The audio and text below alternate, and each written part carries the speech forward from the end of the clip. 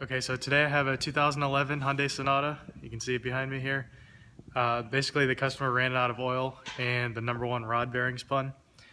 The car's not worth a whole lot. It's got a lot of miles on it. So I'm going to see if I can do a bit of a quick fix, a quick and cheap fix on it. Let me show you what happened to it. Okay, so here's the bottom of the engine. Here's the number one connecting rod, and you can see the journal is really messed up. Like I said, it ran out of oil completely, and that's the one that spun.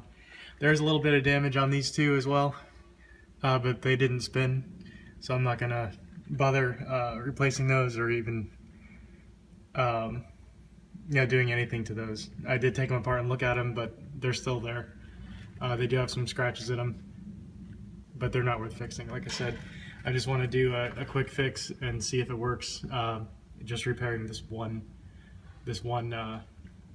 part of the crankshaft and this one piston. Okay, so let me show you what the bearing looks like. Bearings, as you can see, are very thin. They're thin to begin with, but they are worn down, very scratched up. And here's the cut.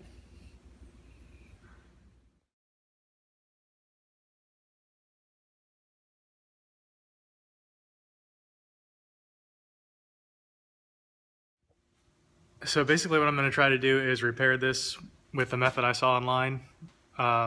Basically you take some sandpaper and a shoelace or a piece of string or something, wrap it around the bad journal, and just work it back and forth and polish the crankshaft back to good polish and put a new bearing in there. So let's see if it works. Okay, so here's how I'm going to fix it. I got a new bearing from the Hyundai dealer, some plastic gauge and a shoelace, and I've got a bunch of sandpaper here. I'm going to cut a strip, wrap it around the journal on the crankshaft, and wrap some shoelaces around it, and try and polish it back to a smooth finish. Install a new bearing, check it with the plastic gauge, and hopefully I can put it back together and it'll run and won't make any noise. Okay, so I've been sanding this down. It actually looks a lot better than it did. This is 400 grit sandpaper. I cut it into a little strip and wrapped it around. I didn't use the shoelace because it's still got this upper oil pan on, and there's just not enough clearance to get the shoelace wrapped around there accurately and not have it fold up and everything. So I've just kind of been doing this, taking the two pieces of sandpaper, two halves of it, and just sanding it like this, and then I'll switch sides and go back to the other side. This is the worst part of it right here, because this is the top of the crankshaft. This is what got all the force with every fire. So this is the most scratched up part on the top here. It's pretty smooth still. So this is the main part that I really need to focus on polishing out without rounding it out, without getting it out of round. That shouldn't be a problem though. This steel's pretty hard. So I think I'm going to go 400 and maybe 600 afterwards to get rid of any scratches left by the 400 if it gets really smooth, and then I'll put the bearing in.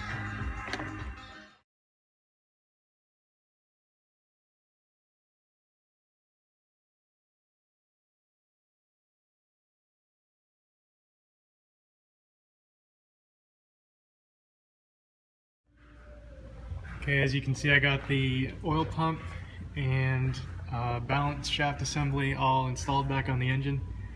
It's timed correctly. And I actually had to retime the entire balance shaft assembly because I took it apart and I shouldn't have. There are actually timing marks on the side here. This is a timing mark. There's a timing mark on this thing, and then you got to line up the little dot on this sprocket with. There's a dot on the casing there. It's actually pretty hard to do. The reason I took it apart is because it was difficult to remove, slip the chain out over the sprocket. I actually ended up stripping this out, trying to remove it because I didn't have the tool to remove it. So I actually had to slip the chain over the gear. That's not the right way to do it at all, but that's how I did it. And actually putting it back in was much easier. I got it it got to slip over no problem, just by compressing the tensioner. So if you do have a Sonata that you're doing this to, it's not a good idea to disassemble the pump. It comes apart in 3 pieces. There's one piece here. There's another piece right here. There's actually 2 pieces here, but you have to remove these bolts, these little bolts, to separate it right here. But anyway, all back together, all torqued down, ready for the oil pan, and fill it with oil and see how it runs. Okay, it's the next morning. I've got the car all back together. It's ready to crank up. I just want to say a couple things about the repair before I do, just in case it doesn't work or there's other problems with it. I understand it's not a correct repair in any way. It's not the right way to fix this problem. I mean, it was extremely cheap. I spent $30 for some oil and a filter to change the oil, and $20 for a bearing from the dealer, and like $1 in sandpaper. So I mean, it's considerably cheaper than obviously rebuilding the whole engine or finding a used engine and installing it. I mean, the journal is still heavily scratched up. I mean, it's not as shiny as it should be. It's not even close to as shiny as it should be.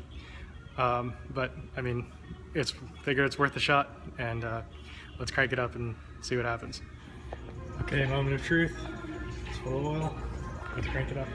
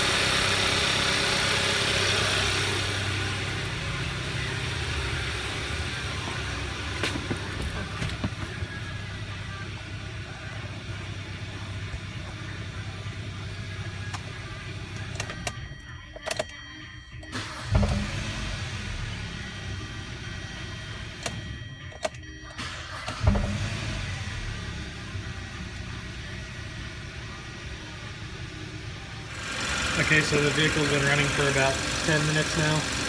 It's still not supply. It's warmed up pretty well. Go ahead and rev it up a little bit.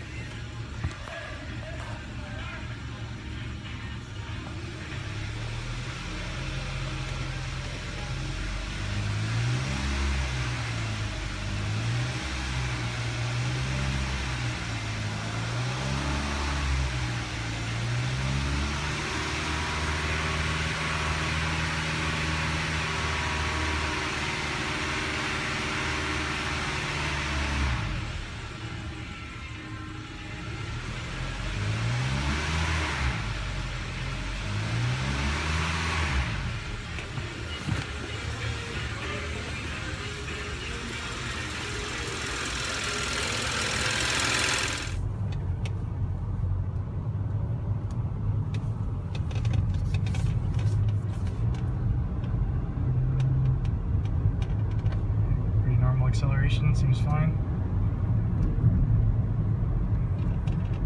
Let's park it and listen to the engine again.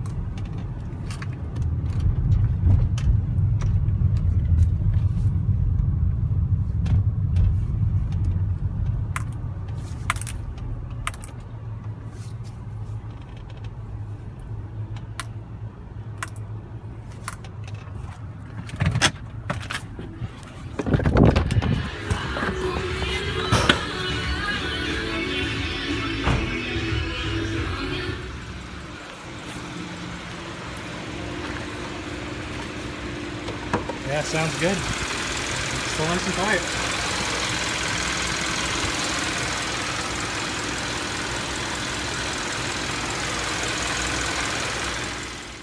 Okay, so it's been a couple of weeks now since the customer picked up his Hyundai. I just talked to him yesterday. He said it's still driving great.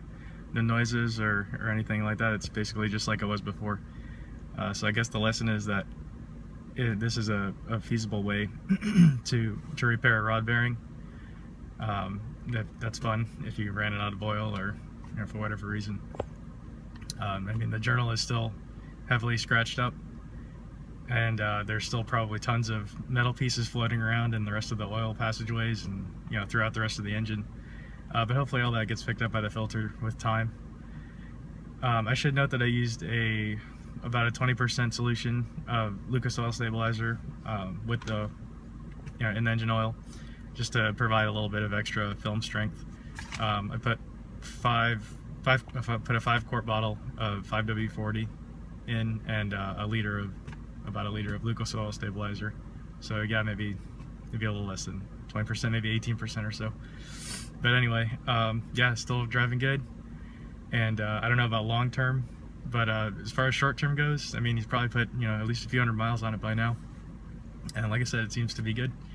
So any questions, feel free to comment. I'll respond. Thanks.